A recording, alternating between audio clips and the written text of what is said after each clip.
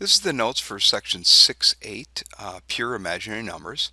And this is our kind of our first look at imaginary numbers and eventually complex numbers.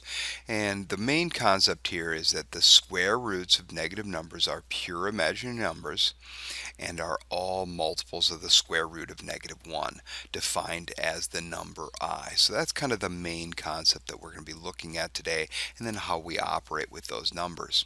So let's go back to kind of where we started with square roots. And if you think about the square root of 400, we knew that we defined early in this chapter that x squared is equal to 400. Then if I'm going to solve that for x, I can take the square root of both sides, and then that the square root of x squared is actually the same as the absolute value of x. So 20, the absolute value of x is equal to 20, therefore x is equal to positive or negative 20. Well, we have this lingering over here of x squared being equal to negative 400.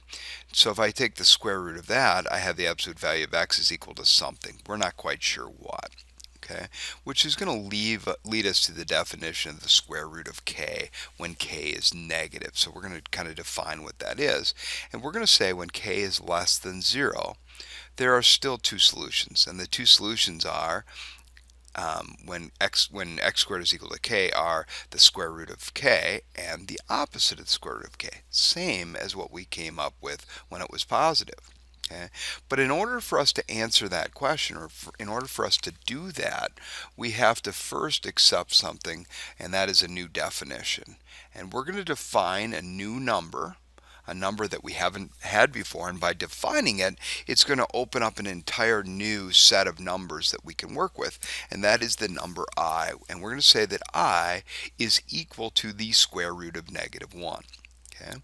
Now the square root of -1 theorem then says that if I'm talking about the square root of k, and k is less than 0, I can say that it's the same as I times the square root of k.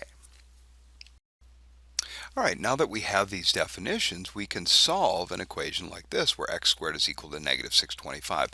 Now, prior to this, we've just said, well, the answer is undefined, because we've been limiting ourselves to a set of real numbers. So now what we're saying is, hey, let's look at another set of numbers that include what we call the imaginary numbers, based on the idea that I is equal to the square root of -1. So what I'm going to do is I'm going to take that same process. I'm going to take the square root of both sides. Therefore, the absolute value of x, remember the square root of x squared is the same as the absolute value of x, is equal to the square root of -625. Okay? Well, I can think of that as being x is equal to the square root of -625, and x is equal to the opposite of the square root of 625. And the square root of 625, so if I'm using this square root of a negative number theorem right here, that's the same as saying the square root of 625, which is 25, times I. This should be, this should be negative here, and therefore this would also be equal to the opposite of 25, I. All right, let's look at example 2 then. Part A says, show that I square root of 10 is the square root of -10. Well, if I square root of 10 is the square root of -10, then if I square it, it should be equal to -10. So let's do that. Let's take I times the square root of 10, and let's square it. Well, that means the same as I squared times the square root of 10 squared. And I know that the square root of 10 squared is just 10, because square root and square undo each other. But let's think about this I squared and how that works.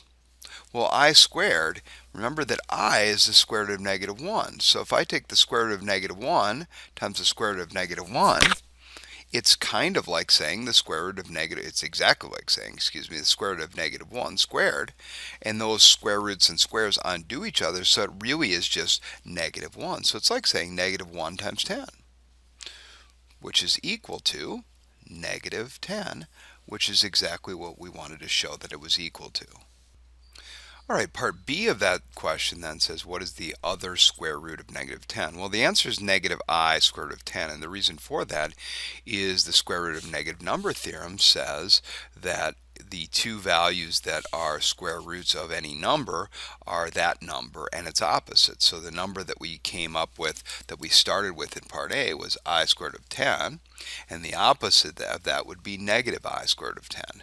Now, if I go ahead and I do this, if I square negative I squared root of 10, well, that's like equal to negative I squared. Make sure the negative's inside the parentheses, and the square root of 10 squared.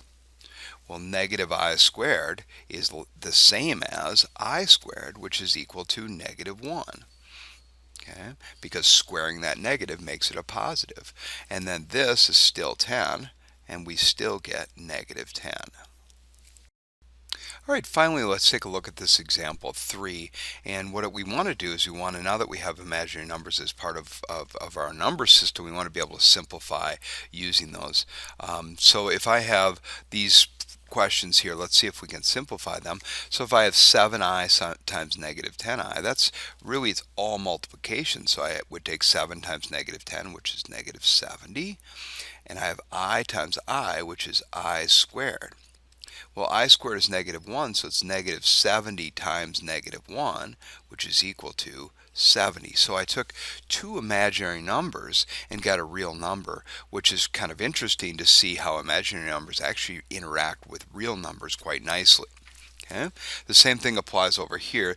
I can take let's do part C next here. So if I take the square root of negative 3, that's the same as saying I times the square root of 3. And I have plus I times the square root of 3. Okay? Well, if I add those two together, I'm adding them. So there's two of them. So really, I have 2I times the square root of 3. All right, part B here. So if I simplify just this part, I can write that as negative 5I. Remember, the negative underneath the square root becomes an I. And then that's minus, and this would be negative, 10I. So if I take the square root of 100, which is 10, the square root of negative 1 is I. So then I can take those two and put those together. A negative 5I and a negative 10I would be a negative 15I. And then finally part D here, if I'm going to simplify that and I have the answer here, I'm going to take the square root of negative 25, which is 5I, the square root of negative 64, which is 8I. Now, what's going to happen to the I? I have a square root of negative 1 over a square root of negative 1. That's what I is. So it's kind of like those cancel. So really, these I values are just canceling out. And I'm left with 5/8 as my answer. So once again, I've got imaginary numbers that turn into real numbers.